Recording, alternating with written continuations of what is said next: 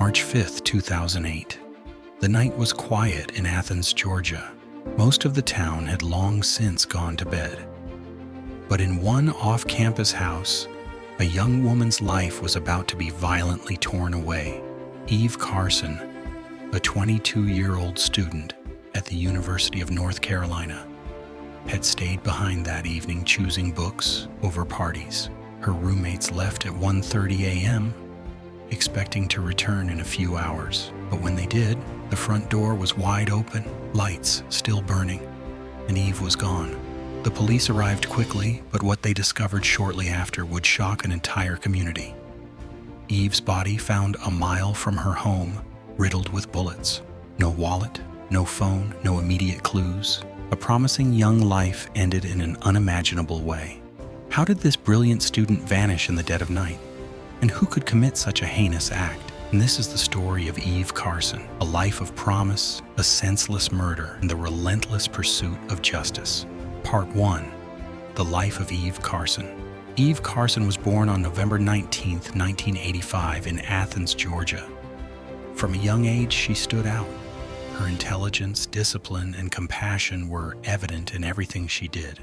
During high school, she was vice president of the student council, volunteered at nursing homes and shelters for abused teens, and even worked as a congressional page. At the same time, she assisted in a stem cell research lab, a remarkable achievement for a teenager. After graduating with honors, Eve attended the University of North Carolina.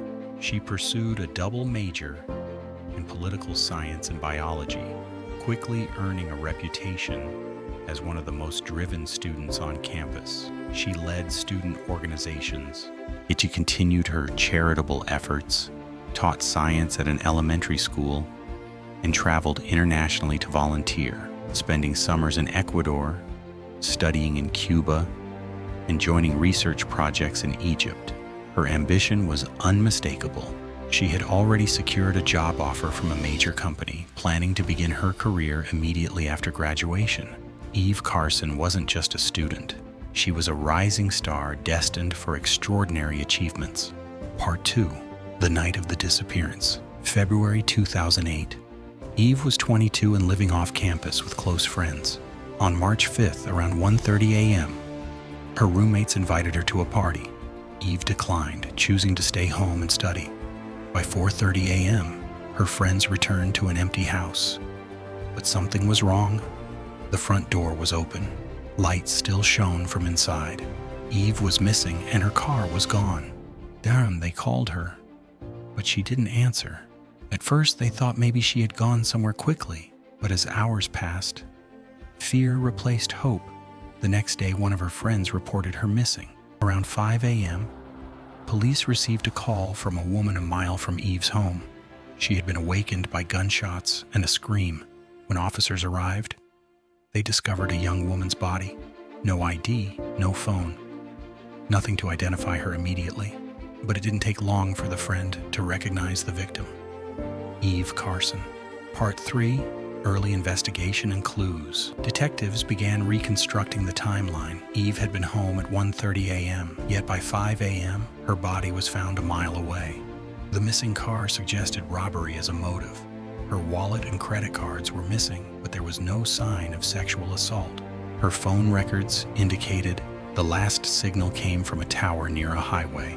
The phone itself was never recovered, likely discarded in the woods. Forensics examined Eve's computer, showing it was active until 3:30 a.m., confirming she was home for at least 2 hours after her friends left. The city was in shock. Eve was not just any student, she was a campus leader. Beloved by peers and professors alike, fear gripped the community and tips flooded the police station. But most leads went nowhere until the first breakthrough. Part 4. The ATM Trail. Eve's credit cards were used shortly after her disappearance. Around 18 minutes after her computer went offline, someone withdrew $700 from her accounts in 2 separate transactions. Security footage revealed a man sitting in Eve's car at the ATM. In the back seat, another figure could be seen, though the image was too unclear to identify. The pattern continued. Multiple attempted withdrawals across town were made, but most ATMs lacked cameras, Then, on March the 7th, a functional security camera captured another attempt. This time, it appeared a different man was involved. Police released both images to the public, hoping someone would recognize them. The case now pointed to multiple suspects working together. Part 5. Identifying the suspects. On March 12th, an anonymous tip identified the man at the convenience store as Dario Atwater, 21, with a long criminal record including robbery, assault, and drug offenses. Further investigation revealed Lawrence Lovell, 17, was driving Eve's car in the first ATM footage. Unlike Dario, Lawrence resisted arrest, barricading himself inside his home. Its SWAT eventually apprehended him. Both suspects' phones connected to a cell tower near Eve's neighborhood that night, despite living in another city. Evidence suggested they randomly targeted Eve, forcing her to withdraw cash from multiple ATMs before ultimately taking her to a wooded area and shooting her. Part 6. The confession and motive. Dario accepted a plea deal to avoid the death penalty. He confessed to the murder. Lawrence suggested targeting someone from the university. They saw Eve through a window and broke in, armed. Eve pleaded with them to let her go, promising silence. Because she had seen their faces, they decided to kill her. Her final request was to pray. Then they shot her multiple times. It was a senseless, calculated crime, fueled by greed, fear of identification, and complete disregard for human life. Part 7. Trials and sentencing. In April 2010, Dario was sentenced to life plus 30 years after pleading guilty. He apologized to Eve's parents, admitting his guilt. Lawrence went to trial in December 2011. Despite attempts to challenge the case, evidence in Dario's confession led to a guilty verdict and life imprisonment. In 2013, Lawrence's sentence was overturned on appeal due to rulings against life without parole for juveniles. He received a retrial where he was resentenced to life. He had also been a suspect in a previous 2008 murder involving ATM withdrawals, but evidence was insufficient to charge him. Part 8. Legacy and impact.